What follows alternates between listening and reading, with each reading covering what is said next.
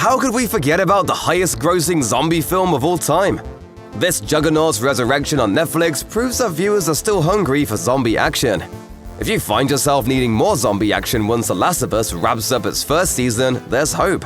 For anyone interested in watching a bunch of zombies pile on top of one another to climb over a wall, and who isn't, Netflix has the answer with 2013's World War Z. I began my investigation on the assumption that when they said zombies, it meant zombies.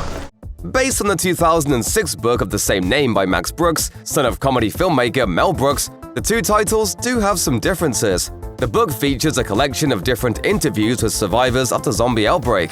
It showcases different perspectives to provide a more global perspective on what an undead apocalypse would look and feel like. On the other hand, the movie World War Z is a more straightforward action horror film where Brad Pitt plays a former United Nations investigator who finds himself tasked with bringing about a solution to the devastation.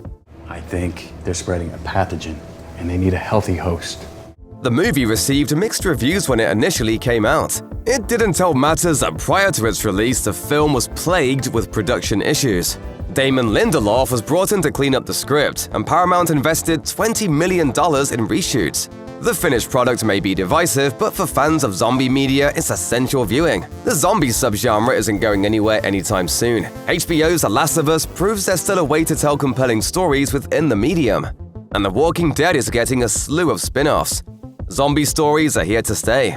Even with its deviations from the source material and troubled production, many critics were able to look past those issues and take the film for what it was: a high-concept action film with zombies at the center of the conflict. Film critic Christy Lemire compared the movie favorably to Aliens, writing, "As both thrilling spectacle and escapist summer entertainment, World War Z is enormously effective, with Brad Pitt at the center hopscotching the globe in search of the origin of a zombie apocalypse." A good portion of the film's praise went toward director Mark Forrester, who has an eclectic filmography, including Monsters Ball, A Man Called Otto, and Christopher Robin.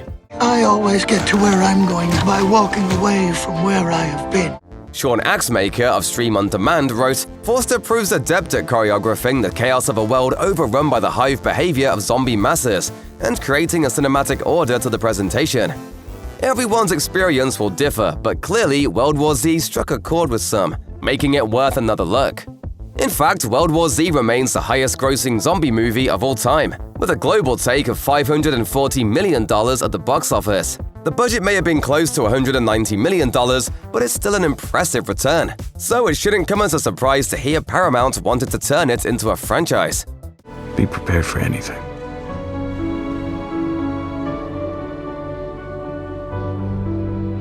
Our war has just begun. World War Z 2 wasted away in development hell for many years.